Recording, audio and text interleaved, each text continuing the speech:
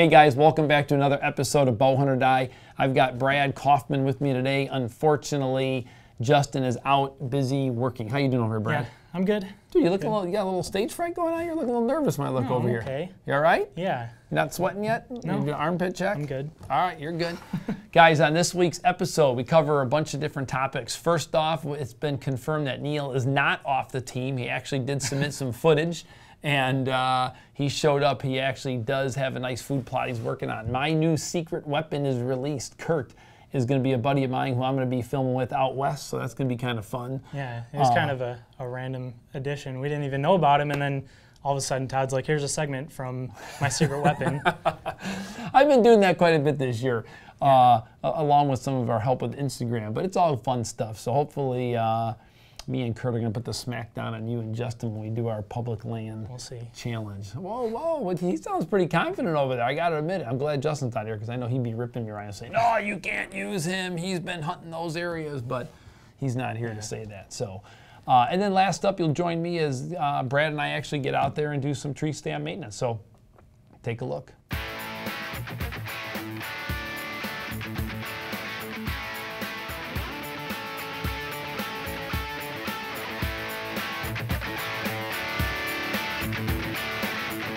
Well, tree stand maintenance is the #1 objective for what we're doing right now. This particular piece of land I don't get to very often. You can actually look at this strap right here. I mean, it is absolutely just old. It needs to be replaced. That's what we're doing. We're checking tree stands, we're checking straps, we're checking cables.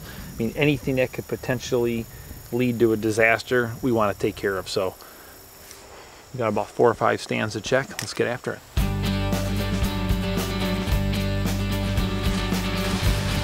So one thing you want to do is this particular lifeline had a pretty good fray in it. I don't know if a squirrel was chewing, I cut it, but there was a pretty good fray in it, so I decided just to go ahead and cut this one down.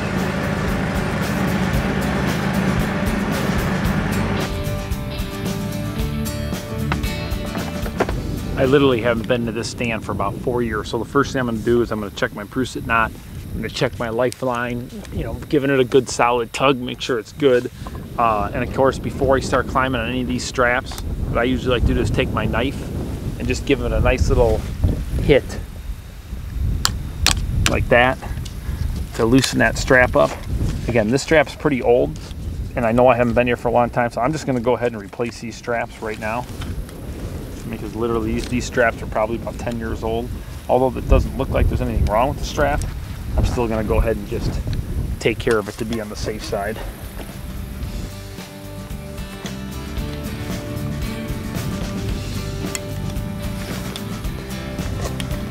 I always feel better knowing you got a new strap.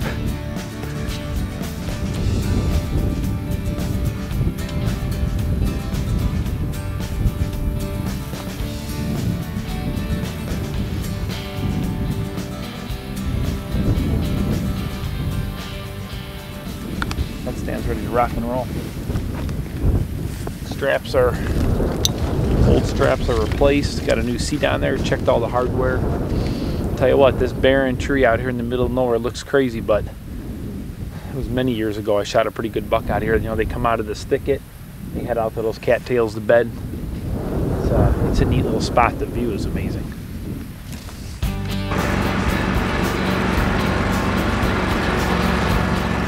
I've been trying to kill a deer from this willow tree stand for I think as long as Bowhunt or Die has been in existence. This particular one, I get good deer coming through here, but the unfortunate is willow's starting to get pretty weak. And I think they're just spotting me up here, so it is what it is, but I'm not going to give up. I'm going to shoot a deer from this tree eventually.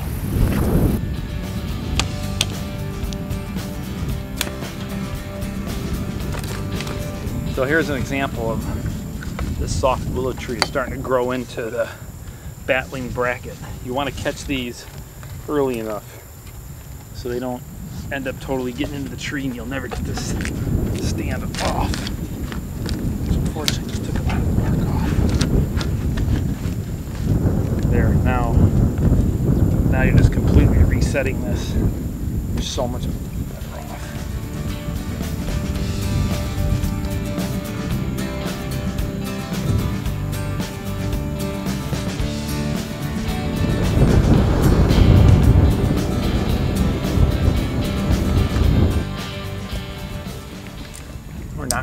fast today.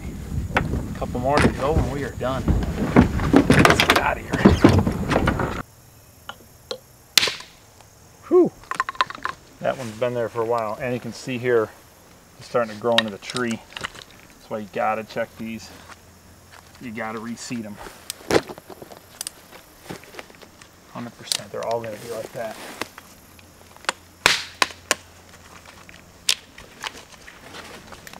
Yeah. Check it all.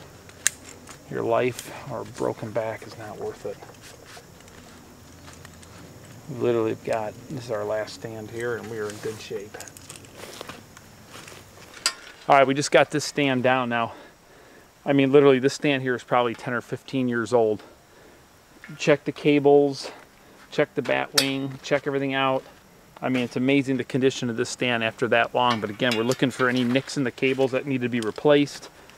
In this particular case, the stand looks really good. Remember, when it goes to the actual climbing sticks themselves, you're looking for any of the hardware that may have gotten loose over the years. Bring some little extra tools with you like I do. Tighten those down. In this case, I'm replacing all these straps. I went ahead and just cut them because I don't even want to take a chance and reuse them. They're very old. So this piece of property is ready to go. We're going to slip out of here, leave it rest now for a good solid month, and before we know it, we're going to be sitting in these stands. To be proven is a blessing. It takes faith. It takes devotion. It's never taking a single moment for granted. It takes heart. It takes passion. It's understanding that the hunt is bigger than us. We are proven. We are deadly. We are Scentlock.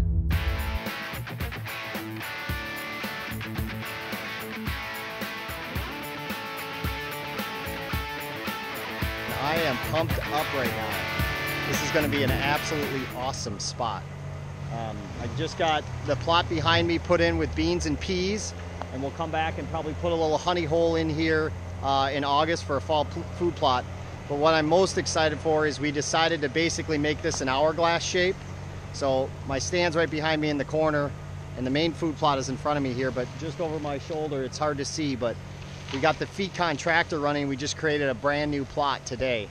It's gonna set up absolutely perfect. When you look on the overhead view, basically you have convergence of ditches meeting, and the stand's gonna be right in the middle. We'll have a 20-yard shot on this side and a 20-yard shot on that side with kind of a narrow pinch in between. I think this spot is just gonna be full of deer. So I'm really excited, really looking forward to it, and hopefully come fall we'll have a big buck down right in this plot, right where I stand. So, and keep going, gonna get seed in this other side and get to work. Man, I love this stuff. This is awesome.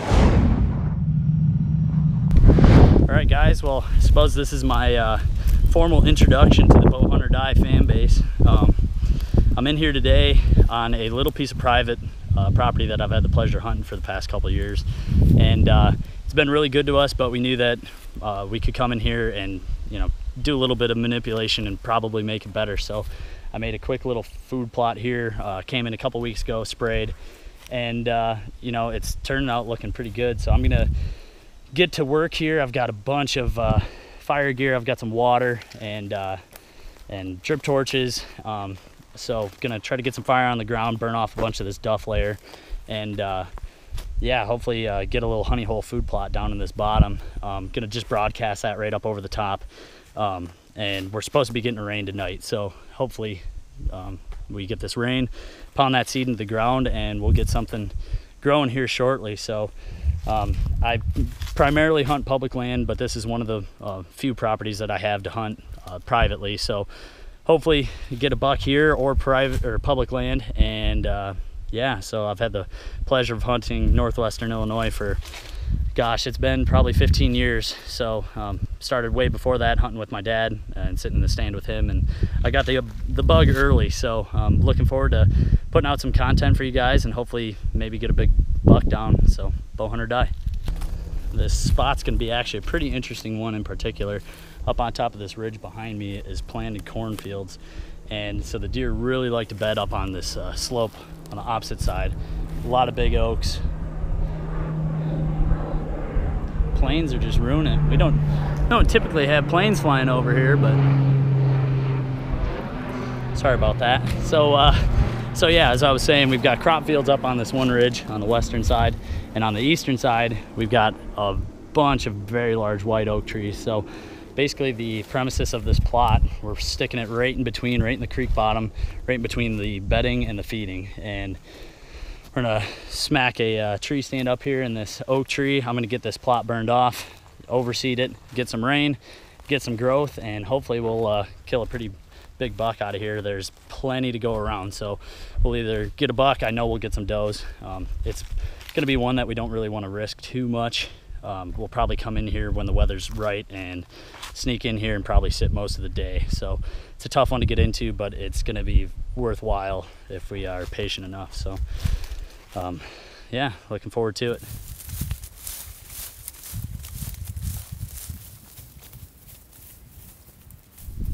All right, guys, well, I got the fire break in. I got the water pack on my back, and we're getting ready to put some fire on the ground. So normally I don't suggest anyone doing prescribed fire if they don't have any experience. Luckily for myself, I've got quite a bit with my job, so I'm gonna go for it today. It's a pretty calm day, especially down in this bottom, so fire activity shouldn't be too aggressive. So if you do any prescribed fire on food plots, be safe, make sure you have enough water.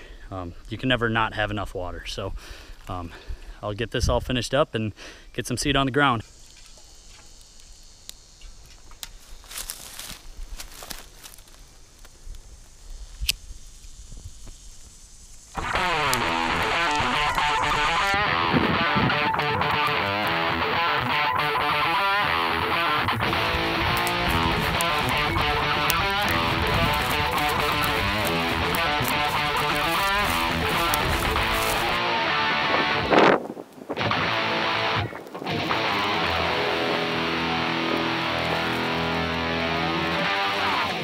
All right, guys, well, as you can see, the burn actually went very well.